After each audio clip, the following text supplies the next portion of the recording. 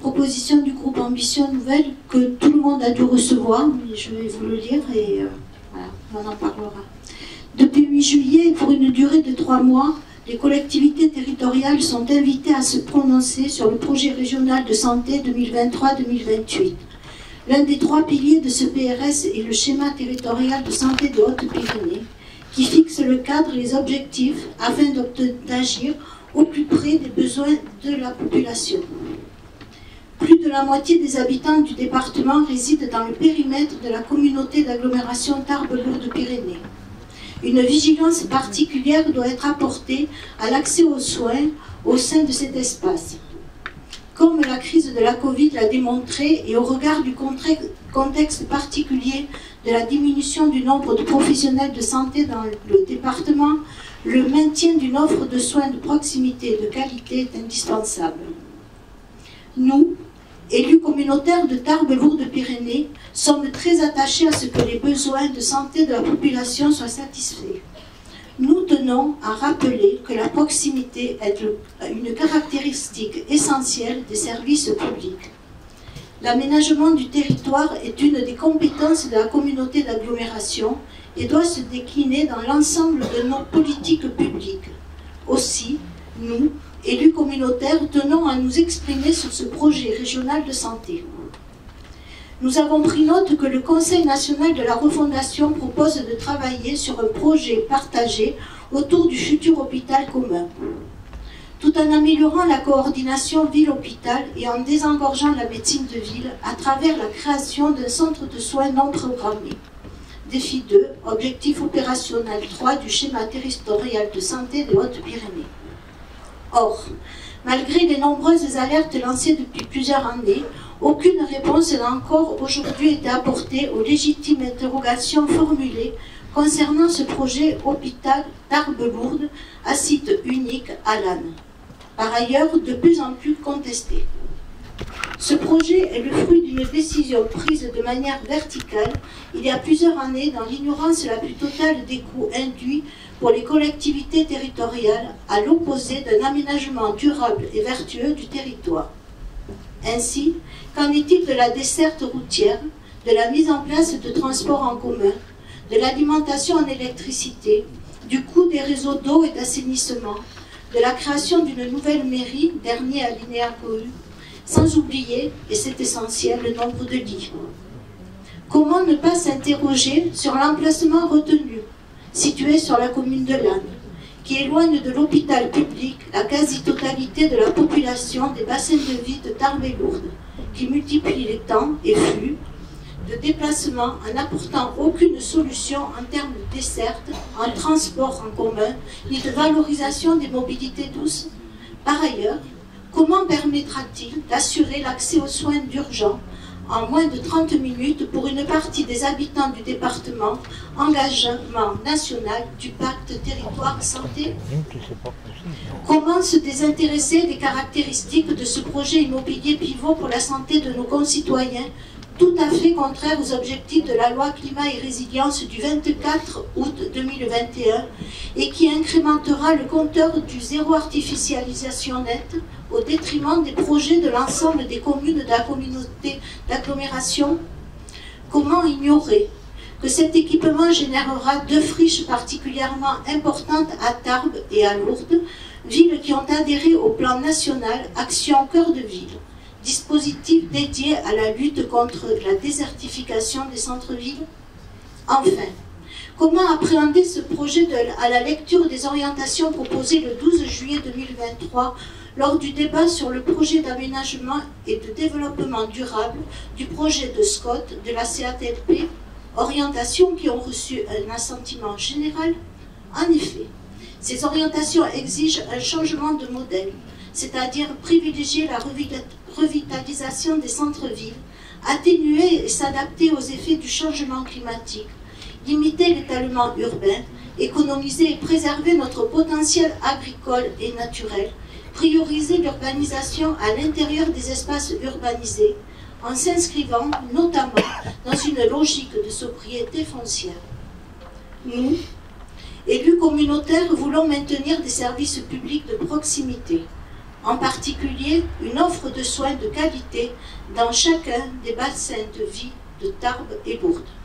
Nous, élus communautaires de la communauté d'agglomération Tarbes-Lourdes-Pyrénées, réunis ce jeudi 28 septembre 2023, nous déclarons favorables à une coopération étroite des équipes médicales des hôpitaux de Tarbes et Lourdes, coopération déjà actée.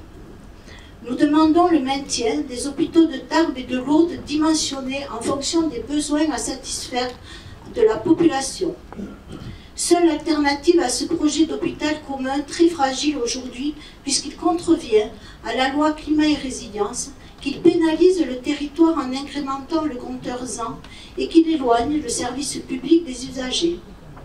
Nous émettons un avis défavorable à ce projet régional de santé, et plus particulièrement au schéma territorial de santé 2023-2028 des Hautes-Pyrénées, en raison de sa construction basée autour du projet d'hôpital commun à Lannes.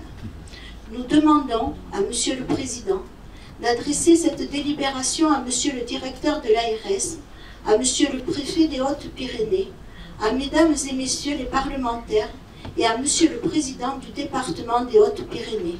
Merci. Merci Madame. Merci beaucoup. Donc, je précise qu'il s'agit d'une proposition du groupe Ambition Nouvelle. J'ai noté que déjà dans la première remarque, nous déclarons favorable à une coopération étroite des équipes médicales des hôpitaux de Tarbes et Lourdes, déjà actée. Donc, je veux dire, ça existe déjà. Hein. Par contre, après, on a bien compris que vous étiez défavorable non seulement au projet régional de santé. Moi, je précise que, je l'ai dit tout à l'heure, Madame Mordelet n'a pas voulu reprendre, c'est pas un projet, mais c'est une déclaration d'intention. Ça me fait penser à une affiche de campagne électorale, où il y a plein de verbes qui sont déclinés, avec tout ce qu'on veut faire, mais jamais on dit comment on va faire, et avec quoi, et avec quels moyens, etc. Et là, c'est un peu pareil. Mais bon, c'est une déclaration de bonnes intentions, je prends comme telle. Et ensuite, vous émettez un avis défavorable, parce que le schéma territorial a une construction basée autour du projet hôpital commun de Lannes. On a déjà eu ici de nombreuses discussions sur le projet d'hôpital de Lannes. Si vous souhaitez certains intervenir de nouveau sur le sujet, vous pourrez le faire.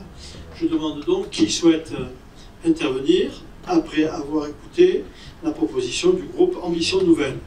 Qui souhaite intervenir? Monsieur Seigneuré. Bonjour, merci Président. Je serai bref, je vais essayer de remettre un petit peu l'équilibre entre les hommes et les femmes sur ce sujet. Je ne peux pas voter pour le projet qui est présenté aujourd'hui par l'ARS, comme vous l'avez dit, on est sur quelque chose qui n'est pas chiffré, on ne parle pas de moyens RH, on est sur de chapelets de bonnes intentions, mais également je ne peux pas voter, je voterai contre la délibération, le projet qui est proposé par le groupe Ambition Nouvelle, puisqu'en fait, à titre personnel, et je le réaffirme là, car c'est bien de le dire aussi des fois, je suis favorable à l'hôpital commun à Lannes. Voilà. Merci. Qui souhaite intervenir encore? Personne? Bon, alors, Monsieur Lavitte. Qui? Madame Siani, allez-y. Madame?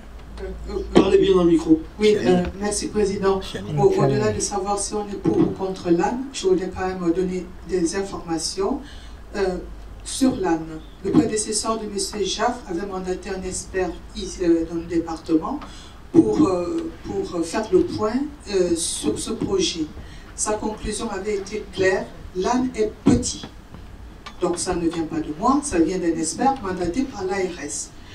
Et donc, moi j'ai posé la question à mon cher ami, collègue qui a participé au jury pour le choix des maîtres d'ouvrage, en lui disant, mais sur quelle base as-tu choisi, puisque tu sais que Lannes est petit? Il m'a répondu, nous nous sommes rassurés qu'il y aura de la place pour mettre des algécos. Alors bon, donc avant même de mettre la première pierre, on sait que Lannes est petit et qu'il faudra prévoir des algécos. Donc moi, ce que je souhaite, c'est que les personnes qui soutiennent Lannes, moi je ne suis plus à ce niveau de dire pour ou contre, mais qu'ils s'assurent franchement à ce que si Lannes doit se faire, que nous ayons un hôpital qui réponde vraiment à nos besoins et qu'on ne dise pas, quand vous aurez un hôpital neuf, contentez-vous de cela. Non, c'est pas suffisant. l'âne est petit, le capacitaire est petit, on le sait officiellement maintenant. Donc essayons de nous mettre ça dans un petit coin de la tête. Merci. Je l'invite. Alors, permettez-moi, je vais être un peu plus long, je pense, quand même. Parce que je permettez-moi, Monsieur le Président, de revenir sur la motion qui est présentée. Je ne peux pas voter une motion comme ça, donc je voterai contre. Mais ne nous trompons pas. Et là, je m'adresse à tous mes collègues. Nous ne votons pas pour ou contre un hôpital commun. Nous votons pour un projet régional de santé ou un schéma territorial. Et je vais être le seul peut-être à dire ça aujourd'hui, mais pour avoir suivi les ateliers du CTS, pour une fois, vous parliez, Madame le docteur, je ne comprends pas vos propos. Je ne comprends pas vos propos. Je vous le dis très clairement. Vous parliez de l'ancien directeur général de l'ARS, du nouveau, pardon, moi je parlerai de l'ancien. Nous avions un directeur général de l'ARS, M. Ricordo, qui était un financier, un comptable, et qui a fermé tous les crédits aux hôpitaux. Aujourd'hui, nous avons un nouveau directeur général de l'ARS qui est très offensif, qui veut faire ce projet commun, d'hôpital commun, et qui nous amène un projet de santé dont j'ai suivi les travaux au niveau du CTS avec des ateliers remarquables. Et même si M. le Président et d'autres disent que ce sont des vernes, évidemment, vous dites c'est très compliqué. Oui, c'est très compliqué. C'est très compliqué. Mais ce que je peux vous dire, c'est que moi je vais voter ce PRS. Pourquoi? Parce que vous étiez là il y a 15 ans. Et aujourd'hui, vous me dites que l'hôpital est petit. L'hôpital est à 454 lits à peu près. Il y a des lits de dialyse en plus. Mais ce n'est pas ça l'enjeu. L'enjeu, il n'est pas là. L'enjeu, il est à comprendre, et je vous le dis à vous, mais je le dis à tous, et vous voterez en votre âme et conscience. Il n'y a pas besoin de vote à bulletin secret pour voter ça. On vote à main levée, on dit ce qu'on a à dire. On n'est pas sur un vote politique, là. On est sur un vote pour soigner les gens dans 10 ans. Dans 10 ans, je vous le dis très clairement, à Bordeaux, il y aura 250 000 personnes de plus. À Toulouse, 200 000 de plus. 50 000 Occitaniens. Moi, j'ai connecté avec les patrons des CHU et les maires des grandes villes. Déjà, nous avons une fuite passée à 25 à 30%. Et vous me parlez d'attractivité? En 15 ans, qu'est-ce qui s'est passé? La dégradation de l'offre qui s'est complètement dégradée. L'offre publique-privée, parce que ce n'est pas une offre publique. C'est un maillage territorial. Et mettez-vous bien dans la tête que ce sont ensemble, avec les privés, que nous soignerons nos malades. Parce que nous n'avons plus le choix.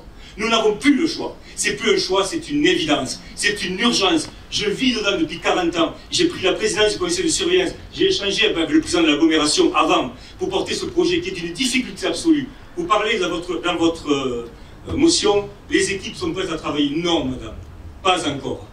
Il y a un travail énorme pour configurer le projet de soins et le projet paramédical qui est en cours de gestation. Et ce n'est pas gagné. Il faut réunir les communautés. C'était deux hôpitaux qui s'opposaient. On doit vivre sur un territoire, l'agglomération, ensemble. Et ce projet est un projet commun. C'est un projet avant tout politique.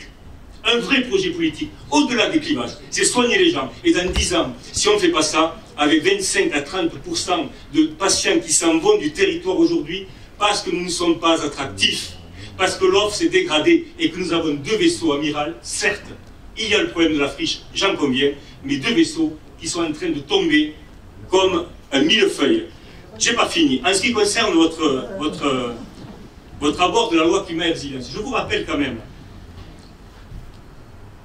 que depuis la loi du 20 juillet 2023, les projets d'hôpital de Lannes, 14 hectares, du contournement d'AD, parce que vous parlez de voies routières, et je vous rappellerai aussi que dans le schéma des mobilités douces de l'agglomération et du département, sont prévues des voies douces. Je vous rappellerai aussi que, pour avoir rencontré le préfet de région, il vient de débloquer 1 million d'euros pour faire la 4 voies et j'œuvre pour le raccordement des voies latérales sur l'hôpital commun. Donc le problème de l'accès routier, il sera réglé. Le problème de l'assainissement, je laisse la parole au président après parce que ce n'est pas ma compétence. Mais par contre, que dire alors des 157 hectares de Pyrénéa? Monsieur le président de Pyrénéa, je ne sais pas ce que vous allez voter, mais que dire des projets, les projets 14 hectares à Lannes, 16 hectares à AD, les projets de la ZAC Pyrénéa à 157 hectares? Eh bien, il y a aujourd'hui ce qu'on appelle le projet d'envergure nationale et européenne, le PEN, pour lequel une réponse est attendue au niveau national. On ne l'a pas encore. Mais je peux vous dire que j'y suis, et d'autres qui sont avec moi, pour pouvoir faire en sorte que ces hectares-là soient sortis, évidemment, du futur PLUI de l'agglomération. Donc je ne peux pas voter ça, parce que des déclarations d'intention comme ça, ce n'est pas possible. Ensuite, vous me parlez Vous avez parlé aussi d'un projet régional de santé que vous ne votez pas. Mais en fait, non, vous votez contre un hôpital commun.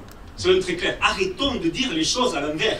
Que vous soyez peut-être en accord pour voter pour un hôpital central, commun à Tarbes, et vous avez toutes les raisons de le dire, parce que c'est la ville préfectorale, il y a de l'argumentaire.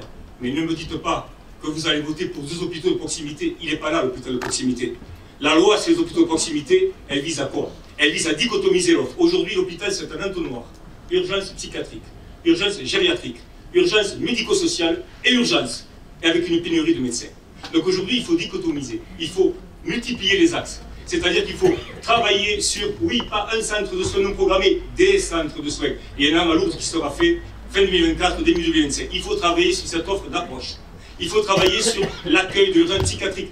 Allez voir, j'ai bossé toute ma vie aux urgences, allez voir ce que sont les urgences aujourd'hui à l'accueil, c'est un entonnoir. Donc il faut en fait, sur l'MCO, médecine, chirurgie obstétrique, il faut soigner nos gens avec un haut plateau technologique. 3 scans. Pourquoi 3 scans?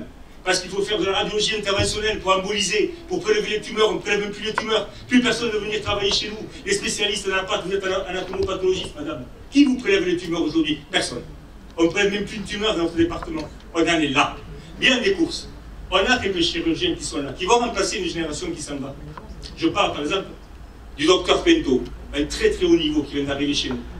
Cette personne, on a voté pour elle une aide, je crois qu'on a voté aussi à l'agglomération une aide pour son dispositif qui existe à Bordeaux et à Montpellier, même pas à Toulouse, pour soigner la carcinose péritonale, le cancer du périton. Vous parlez de femmes qui parlaient, il n'y a pas que le sein, il y a aussi le cancer de l'ovaire et la carcinose. Elle soigne avec un process tout nouveau.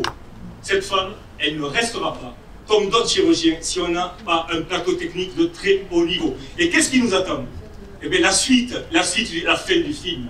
Ce qu'on a vécu depuis 15 ans, eh bien, on va finir par quoi? Par être absorbé par Pau, qui est en train de s'étendre, qui va demander la labellisation CHU, comme Nîmes à côté de Montpellier. Et nous, on va regarder les trains passer encore une fois, et ce sera sa mort. Parce que moi, je peux vous le dire, en tant que président du conseil de surveillance, aujourd'hui, et en accord avec le président de l'agglomération, nous allons faire cet hôpital commun. Ça ne va pas être facile parce que la trajectoire financière est catastrophique. 50 millions de dettes structurelles. Et vous voulez qu'on continue à soigner nos patients dans nos hôpitaux de Tarbes et Lourdes, mais c'est fini tout ça. C'est fini. Ils sont dans un état pitoyable. Venez visiter, venez voir les tuyaux. Fontenoy 76 pour Tarbes et Lourdes, je n'en parle même pas. Bref, donc nous avons aujourd'hui une capacité à créer un outil qui nous permette peut-être de travailler en transversalité, mais par conventionnement, pas par absorption, avec Pau et avec Bayonne jusqu'à Bayonne. Parce qu'entre Bordeaux et Toulouse, dans 10 ans, il n'y aura plus que ce qu'on aura, nous préparer pour nos futurs usagers. Et c'est pas vous qui allez me dire le contraire, parce que si on fait ça aujourd'hui, parce que la plupart d'entre vous, d'entre nous, on peut choisir notre mode de soins. Mais aujourd'hui, qu'est-ce qui se passe avec la fuite des patients? Eh bien, on a des déconventionnements de soins, on a des offres sous la table. Et où vont les gens aujourd'hui? Ils vont dans les hôpitaux de Toulouse ou de Bordeaux qui sont saturés. Donc aujourd'hui, on va dans les cliniques. Qui peut aller dans les cliniques? Ceux qui ont les moyens dans les cliniques aujourd'hui. Donc moi je pense à l'offre de soins en disant ne perdons pas, je vous en supplie, ne perdons pas le temps, mettons-nous ensemble pour porter ce projet commun, même si le président a raison, qu'on a échangé sur la trajectoire financière, mais quelle qu'elle soit, elle sera difficile. À nous qui faisons de la politique dans l'intérêt général, de continuer dans ce sens. Et puis pour finir, avec franchement les 15 ans qu'on vient de perdre, si je vous donne les stats de nos actes chirurgicaux sur le département, je ne parle pas de la chirurgie d'urgence, celle qui est malade, celle qui aujourd'hui ne s'en sort pas sur Tarbes, avec le pôle de chirurgie osseuse, avec des délais d'attente encore avant-hier, quelqu'un qui est opéré, 3 jours d'attente. Donc il faut recruter des chirurgiens, ils ne viendront que... Comment? Ils ne viendront que, ils me l'ont dit, ils arrivent et ils resteront que si nous proposons un outil hautement technologique. 3 scans, 2 IRM, un PET scan et pas un PET scan dans 10 ans, un PET scan maintenant. Et pour une fois qu'on a un directeur général de l'ARS, avec qui je converse très souvent, qui est offensif, n'est-ce pas, Mme Doubert, qui est la vice-présidente du conseil de surveillance, on a eu quand même cet homme en face, on n'a pas le même que l'ancien que Ricordo. On a un homme qui veut faire, qui veut proposer quelque chose parce que c'est d'utilité publique et maintenant on n'a plus le choix. Je vous remercie. Merci beaucoup. Moi je trouve le plaidoyer de Thierry David particulièrement pertinent et convaincant. Donc j'en partage largement tous les termes. Largement. les considérations techniques, mobilité, assainissement, eau, etc., sont des considérations qui seront réglées aujourd'hui, et je le dis sous le contrôle du maire de Lannes qui est ici. Aujourd'hui, il s'agit de donner un sentiment sur le projet régional de santé et non pas sur l'hôpital commun de Lannes. Quand je vois l'hôpital de Tarbes, Thierry vient de dire, il va avoir 50 ans. Je ne peux pas imaginer qu'on investisse sur ce bâtiment pour lui donner 50 années de plus à vivre. Il faudrait tout foutre en l'air, pas possible. Alors oui, Thierry l'a dit, moi j'ai mis des réserves sur le montage financier. Il sera nécessaire que l'État revoie sa copie, si je puis dire, sinon on aura du mal. Mais on se battra pour ça aussi. On se battra pour ça aussi. Qui souhaite intervenir? Alain Luquet. Oui, Président. J'attendais la fin pour remettre un petit peu les choses au clair à mon niveau. Et si tu n'oses pas le dire, je vais quand même le faire à ta place. En tant que maire de Lannes, est-ce que je peux dire, ce soir je parle sous le contrôle du président du conseil de surveillance qui est là, l'hôpital commun n'est plus un projet. Il est en train de se construire, même si rien ne se passe sur le terrain. Aujourd'hui, il y a un travail énorme qui est fait. Donc c'est plus un projet. Je crois que mesdames et messieurs les élus communautaires qui bataillaient pour revenir sur ce choix qui a été fait, c'est trop tard. Je suis maire depuis 1983. En 2008, on a commencé à me parler de ce projet. Les péripéties politiques de vos mentors, mesdames, messieurs, ont fait que ce projet n'a pas abouti. Chaque fois, les nouvelles études se sont toujours portées sur une situation à Lannes. Et ce n'est pas le maire de Lannes qui a soudoyé quoi que ce soit pour que l'hôpital vienne à Lannes.